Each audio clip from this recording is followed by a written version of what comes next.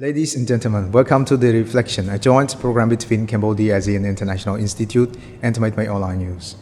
I am Sophearak, the moderator for today's discussion. It's my pleasure to welcome our honorable guest speakers. First of all, I would like to welcome Mr. Chap Vikrant. He is the head of English department at Cambodia-ASEAN International Institute. Mr. Vikrant is also the Director General of ASEAN Hong Kong Summit 2020. And Mr. Vikrant is also a lecturer of English at Institute of Foreign Language. Mr. Chap Vikrant holds a master's degree from University of Hong Kong in 2019. Our second guest speaker is Ms. Houymean. She is an active debater and a trainer of public speaking and debating. Ms. Houymean is doing her bachelor degree at Seoul Bridge International School of Business in South Korea. For your information, The Reflection is an English-speaking program that we discuss on various topics, including sharing personal experience, skills, and so on. Anyway, the theme of our discussion topic today is the why and how of public speaking and debating. Before we start our discussion, I would like to lay the ground rules. We have two. First of all, we're not going to talk about any political issues.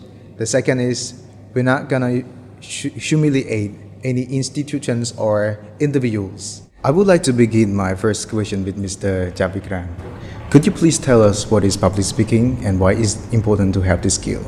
Yeah, thank you for the question. Public speaking can be defined in many different ways. To me, the basic definition is the act of speaking in front of a crowd of people, but you can also define it in a more sophisticated way, like strategic influence.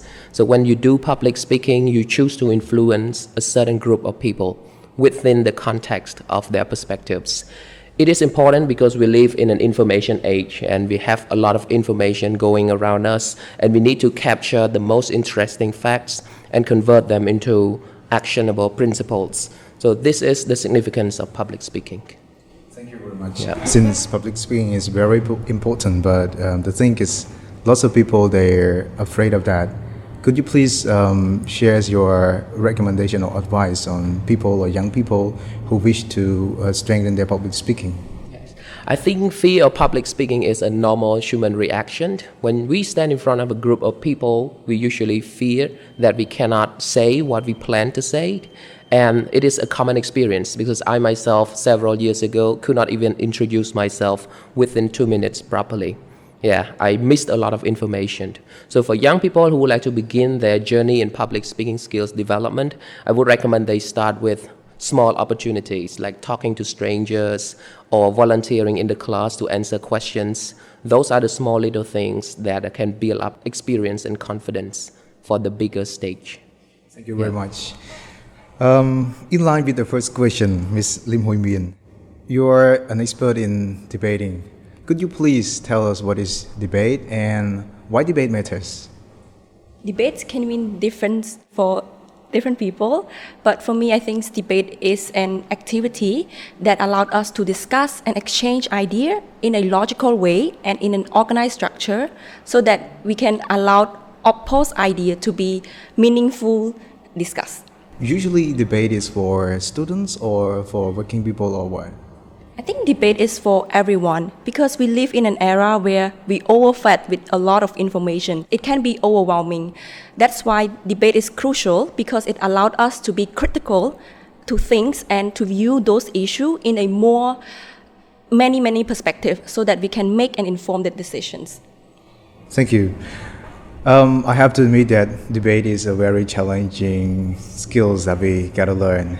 But could you please tell us those challenges that people usually face when there comes a time to join debate? I think there's still a misconception that debate is really frightening, but it's actually just another skill that we can practice and learn to improve. So I personally have 3 main challenges. I find it first, how can I effectively engage and respond to my opponent's arguments? And second, how can I obtain many layers of perspective to the topic? And third, how can I convey those ideas into a limited time and very convincing way? But those challenges can be practiced and learned, and that's why I think debate is just a skill that we can all learn. Thank you. Those challenges can be practiced and learned, ladies and gentlemen. Thank you. I would like to get back to Mr. Vikrant for public speaking. What are the most effective strategies that you usually use when you start joining the public speakings? Yeah, I think there are two common strategies that people adopt when they try to build up public speaking skills. And we take that from the film industry. So when we train new actors or actresses, there are basically two strategies. We call the inside out or the outside in approach. The inside out is when you learn all the principles, how to put words in certain orders and how to convey them with body language. But this takes time. Only professionals have time to do that because they devote their daily life into building up public speaking skills. But for most of us, like people in general, we don't have that much time to build up the skills. So we use the outside in principle. I mean, we just look at the good examples and try to mimic or imitate. And to me, this is how I learned public speaking. I selected my favorite speakers and then I copy their behaviors. Because in psychology, when you copy their behaviors, you copy the way they feel and the way they think. And then you can actually speak in a really confident manner. So to young people, I think just observe more and learn to apply certain principles in their daily communications. Great advice, thank you. I wonder, how did you start your first time in public speaking and what motivates you to engage in public speaking? I studied my bachelor's degree of education in teaching because it was a bachelor's degree in teaching. So the teachers always encourage us to speak in front of people to get us used to the feeling of being a teacher. So it was frightening at first because I was not comfortable talking to a group of strangers or a group of people who have something they want from me. But then I overcame those challenges by practicing and practicing and practicing. And then I got some opportunities to represent the school in different competitions. And then I failed in the first few competitions. And in 2016, I won one speaking contest. And that's how it all started. I mean, I started to see the beauty and the meaning of public speakings. And I use it all the time when I did my master's degree, when I talk to people from different parts of the globe. I always use those principles to convey meaningful message. Thank you. Yeah. As you know, that lots of people, they want to be a very good public speaker. But the thing is, they are afraid of that. They're afraid to join it. They cannot do anything. So what is your advice to those people, I mean young people who want to be like you? Okay, I think the first thing that we need to do is to be clear with the word good. I mean, being good is always in the perspectives of the audience. I mean, as a speaker, we cannot decide whether the speech is good or not. What we can do is analyze the audience needs and try to meet their needs. Yeah, so for people who try to be a good public speaker, sometimes it can backfire their confidence because they believe that their speech has to be good in itself, and there is no such thing for a speech to be good without the audience. So we need the audience. So when we want to make a good speech, we need to care more about the audience. Yeah, my suggestion is that always be adaptable and always change the strategies. Different audience, different speech, different strategies. And that's why public speaking is an endless endeavor. There is no such thing as the end of this skill because we meet new people and we need to expand our skills to meet their needs. Thank you very much. Yeah. Anyway, for Ms. Houymean, again, you're an active debater and, you know, lots of people, they still want to be a good debater also, just like you, but the thing is, something holds them back because they are afraid. For example, like, some people, they're good in private place, but when they join with other people, they just lost everything in their mind. So what is your advice to those people?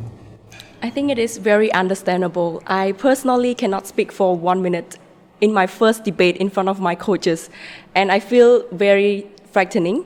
But at the same time, I was lucky enough to be in an environment where I was encouraged to speak regardless of my shortcoming.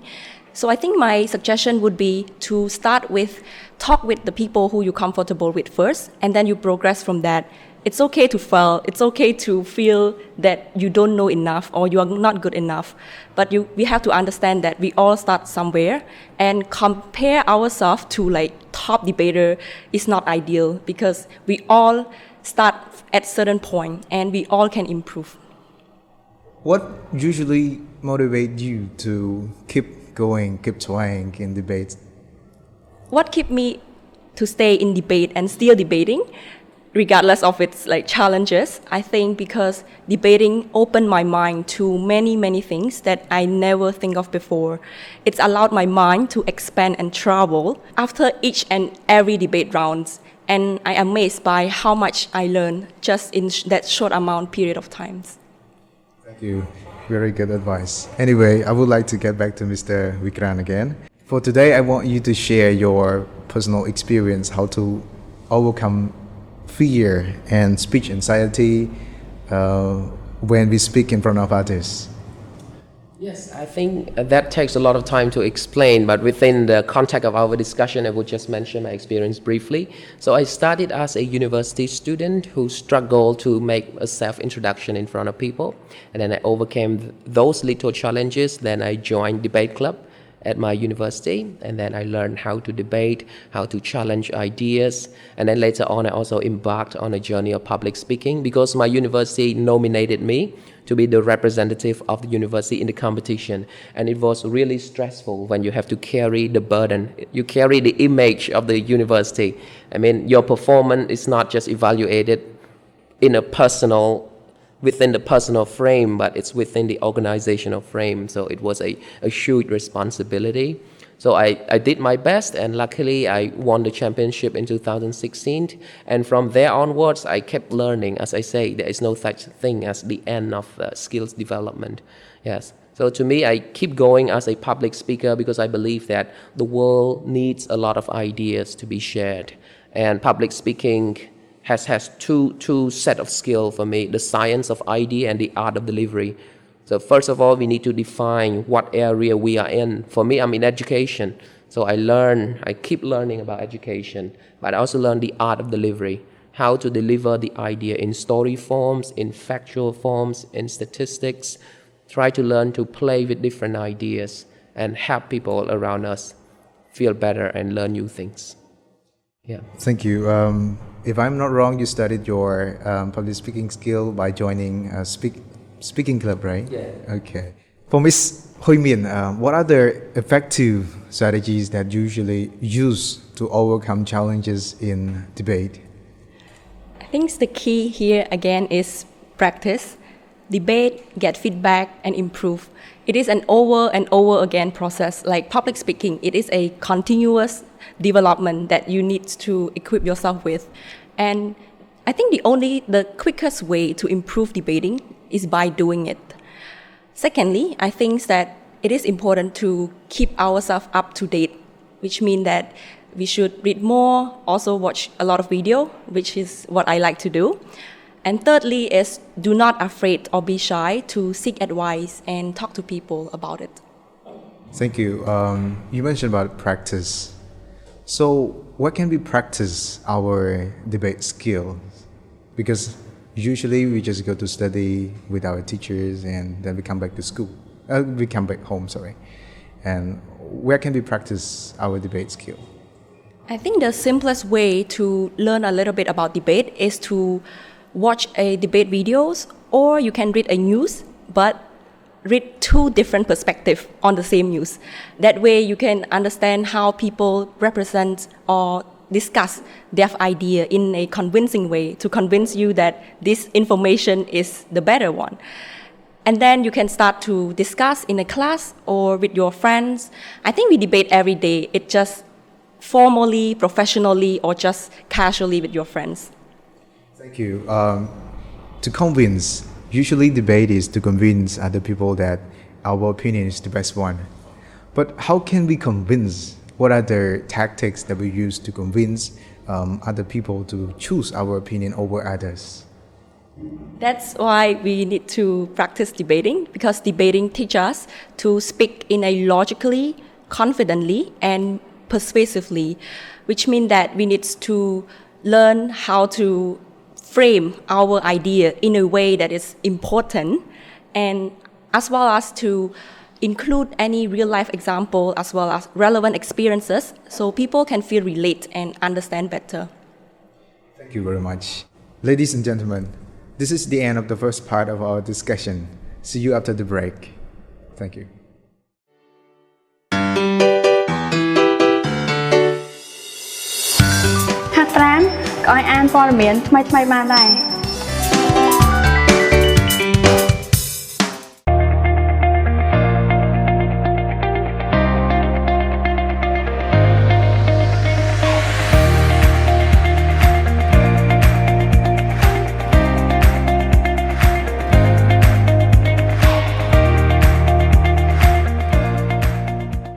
Ladies and gentlemen, welcome back to the second part of our discussion. For this time, I would like to begin my first question with Ms. Houymean.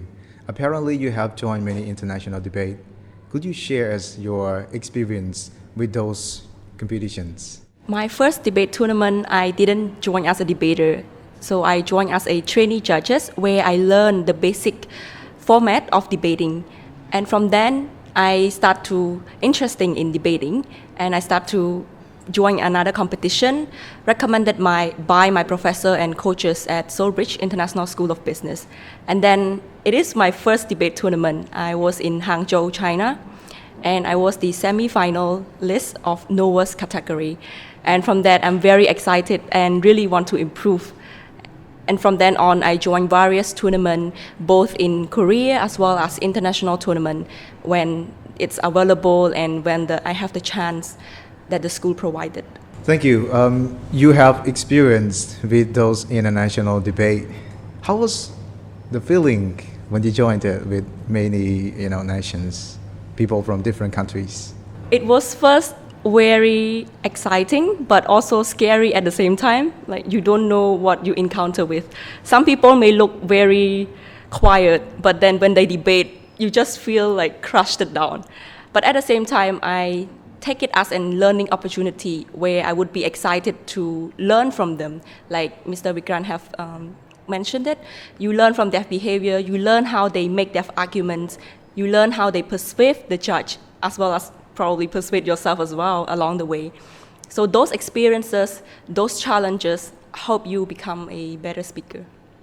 Thank you very much. For Mr. Vikrant, you mentioned earlier in the first session that about confidence. How can we gain confidence when we stand in front of lots of people? We are on the stage. How can we get those confidence? I think this is an interesting question. We can get confidence from different sources, but I think that the two main sources are, the first one is clarity. Just be clear, be objective. If let's say I have a stage competition, so I know it's going to be a crowd of people and they're going to evaluate how I perform. But if I think like they're going to be negative and tough on me, then I cannot perform at the satisfactory level. So to be objective is to look at the evaluation criteria and just try to meet each criteria. Yes, try not to overthink like this is going to happen, this is going to happen. I think that is the killer for the young people who would like to become an experienced public speaker. But the second one is faith. I think just believe in yourself. I mean, we cannot be 100% confident all the time. Sometimes we question ourselves, just like the other guest speaker already mentioned. You join the competition with many nationalities, and they bring to the stage different backgrounds, different expertise. You cannot really know what they're going to discuss or what they're going to bring. So at that moment, you have to have faith in yourself, to consider yourself as a part of the crowd. Like you belong to the team of high performers. And I love that feeling. I think it's the feeling that makes you mature in public speaking and debating. It's a feeling that I can be part of that. Whether I win or lose, I'm part of the team. I mean, my performance is acceptable within that category. Thank you. I'm interested in what you say, having faith with ourselves. Sometimes people, we try to tell ourselves that I have to have faith in myself. I have to have faith in myself, right? But it seems like we're gonna lose it. Yeah. When the real situation comes, we lose everything, lose control on that. But what is your advice with this? Yes, I would like to share a quote in relation to this question. Like a vision without action is the beginning of delusion. So people who wish for something, who try to see themselves in the future, but do not take actions, we lose that confidence, we lose that faith entirely, and it's like the big collapse in their life, and it takes a long time to recover. So in addition to the vision and the faith that we have, we need to back it up with actions, right? To have faith doesn't mean that you just sit and wait for the day to arrive, but to have faith and to see yourself in the future and plan backward so that we can prepare ourselves as best as possible. Yeah, just like boxers, to box in the ring, they cannot see the future. But to go to the ring and think that you're going to be knocked out is not good either. So to think forward and act backward and plan backward, I think that is empowering. Yeah. That's interesting. Anyway, in Cambodian society, do you think that our youth are really familiar with their public speaking? I think because now we have different school activities and different types of schools. Some enroll in international schools, some enroll in public schools, some enroll in private schools. So it depends on the environment. As I say, environment plays a really important role in building up your confidence. But we cannot disregard individual commitment as well. There are certain examples of people who did not have the favorable environment but actually changed the game. I mean, they were actually shining even though they didn't have the favorable environment. So for Cambodian students, I think for those who have the right environment, it's really good for them. But those who don't, do not lose hope, because there are platforms like this and there are things online that they can turn to and learn. So to me, I think even though they don't have the public speaking skills or they don't have public speaking experience, it can be trained. And I think there are some foundational values that we need to have, like reading habits. Yeah, you need to read a lot in order to have ideas. Because in debate or public speaking, it's not about saying something that is true, but to say something that can sustain attack or can sustain oppositions. When you say something and people disagree and you can respond, then you can become a good debater or public speaker. Yes. We are not trying to find something that is true and then people will just accept it unconditionally. We cannot have that, especially in information age. So the idea of public speaking or debating is just to advance the idea as long as possible. Yeah, so the longer your idea can stay or remain, then the more experienced you are in debate, public speaking. Thank you very much. As Cambodia is a part of ASEAN community, do you think that Cambodian youth are competitive enough if compared in the region? To me, the broader our perspective, the more frustrating it becomes. For example, if students position themselves within the context of a classroom, it's less frustrating when they position as a citizen within the region. Because if they are in one classroom of, let's say, 15 students, so they only need to compete or they only need to keep up with 14 people. But if they think about themselves within the region, there are a lot of people they need to keep up with. So when we try to compare individuals, I know we can be guilty of overgeneralizations because individuals are different. But to me, I think to keep up with other youth in the region, they need a lot of reading. Yes, our youth need to do a lot of reading, and it becomes critical in this information age or this era of technology, because we have a lot of distractions out there, and debating or public speaking help us stay focused on an idea for a long time. And yes, reading habits, and the other one is the habit of thinking without talking. I think that habits will just keep you doubt yourself and question yourself, because as I say, when you say it out, people oppose you, and then you need to find a way to respond. And that's how you grow. If you have ideas and you keep silent and you only think that this idea is better, but then you don't know how it plays out in the real world. So for Cambodian youth, maybe we need a lot of foundational values in order to keep up with youth in the region. But we can start with simple things like reading regularly and develop the habits of saying out our perspectives, of articulating our ideas, to see if people really take it or people really oppose it, and keep adjusting. Yes. These are interesting strategies. Anyway, we all want to see our youth to be on the stage to compete with other youths in the region and also on international stage. But as an educator, what are your personal strategies that you think that we can use to build up our youth's confidence in public speaking? I think because I play different roles, I teach at a university and I'm also in charge of English program. Okay, so when I teach, I build in those values, communication, negotiation, debate, public speaking in my classroom activities. I require them to challenge one another and I make sure that everybody is open to new ideas. So this is something that I do within the scope of a teacher. Yeah, but as the head of the program, I need to make sure that the curriculum has these foundations in it. We have study clubs and we have assignments that require them to do something that require thinking. Yeah. So to me, I mean, public speaking and debating is basically a verbal activity. We say it, but in reality, we need others like reading, listening, and writing. So if in a broader definition, I think public speaking covers all of the skills in language development, in communication.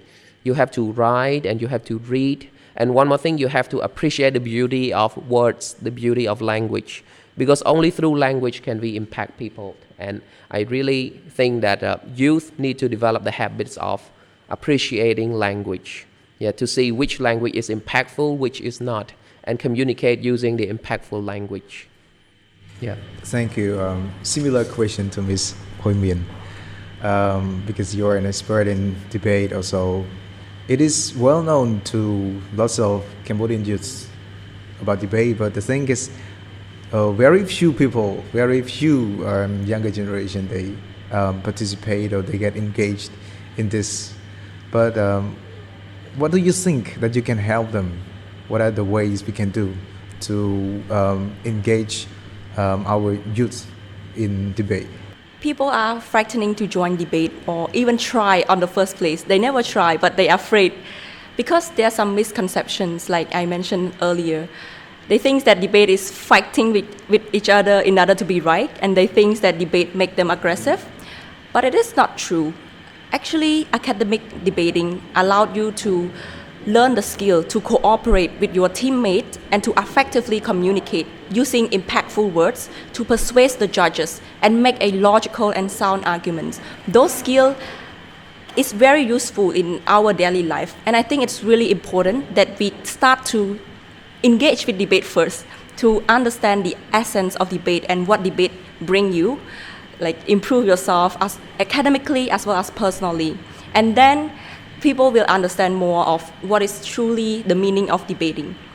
And I think that it is quite new concept as compared to other regions. For example, Malaysia or Singapore, I think the system in deaf education is like incorporate debating. However, I do see an increasing amount of debate competition as well as public speaking in Cambodia. And I really want and hope that Cambodian youth can take up the challenge and just try it.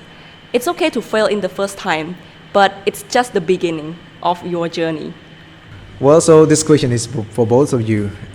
If a student wants to find a physical place to improve his or her public speaking or debate skills, where can the student find it, and could you please recommend? I think there's an increasing amount of study club in many school and university. So I recommend to first look up if there is any debate club, any debate society in your local community, and you can start from there. If not, then I think we can gather a group of friends and try to create a community and debate society for our own. That is like a really fun activity that we can do as a group of friends together to discuss ideas, many topics in a meaningful and logical ways. Yes, I share the same idea. I mean, they can reach out for study clubs, for competitions that are available for the public.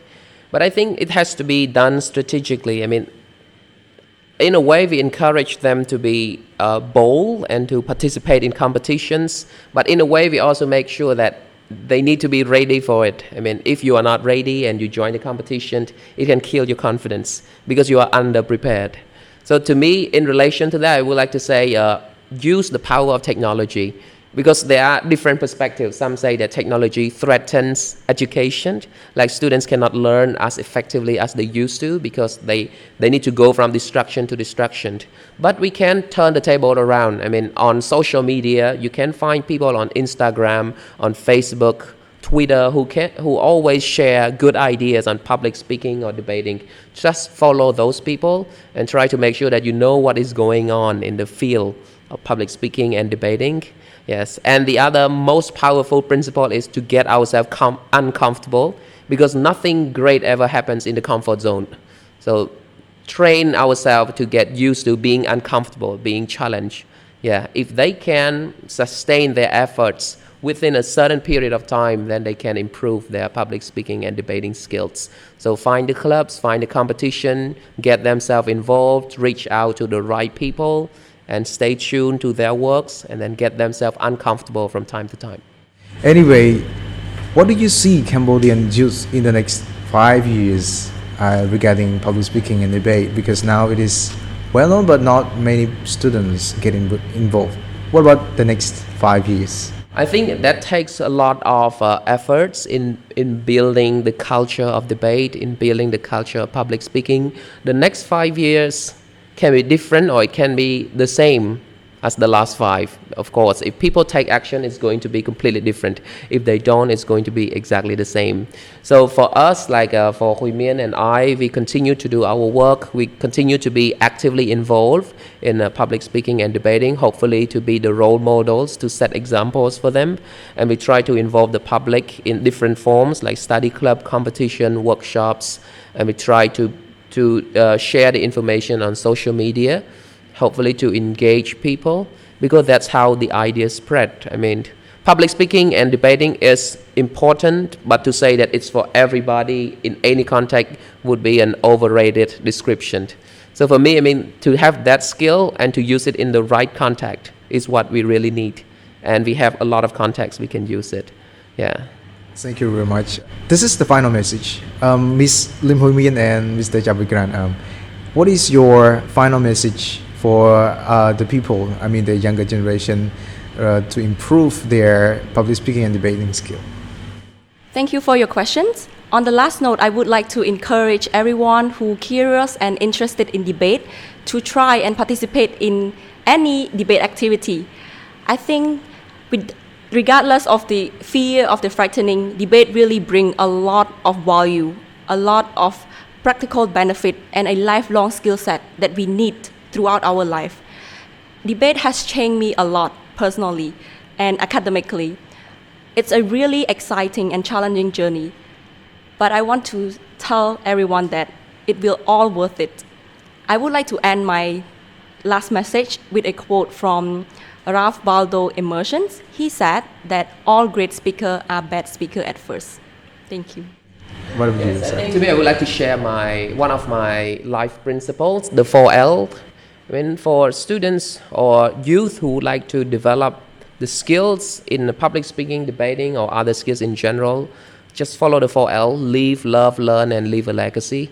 I mean, to live well, to have integrity and honesty, and then to continuously learn the skills, learn the craft, read books on public speaking, but do not just read, but use the books. I mean, you see the principle, you code it, you test it, and see if it really works. If it doesn't, modify the strategy and find new ways to implement, and also to love the people around us, because I believe that as a public speaker or debater, we cannot go around hating people.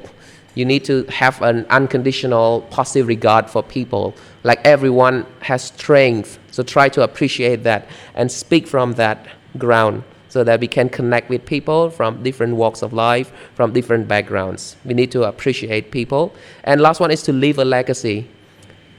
The term can be a big or a bold statement, but we can do it in a small, possible ways. Like, try to make people around you feel good, try to teach them something new, because this is the essence of public speaking and debating. At the end of the day, we need to leave a legacy to the future generations, and we choose to do it through public speaking and debating. Valuable message. Yeah. Thank you. Ladies and gentlemen, because time is off, I would like to end our discussion. I hope you have learned a lot from our discussion, and stay tuned for the next topics.